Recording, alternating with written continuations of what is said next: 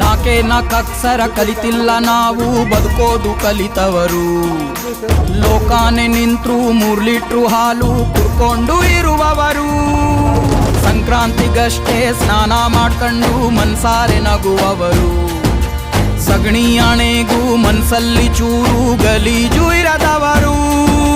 ಕೋಪ ಬಂದಾಗೆಲ್ಲ ದನ ಕಾಯ್ರಿ ಅನ್ನಂಗಿಲ್ಲ.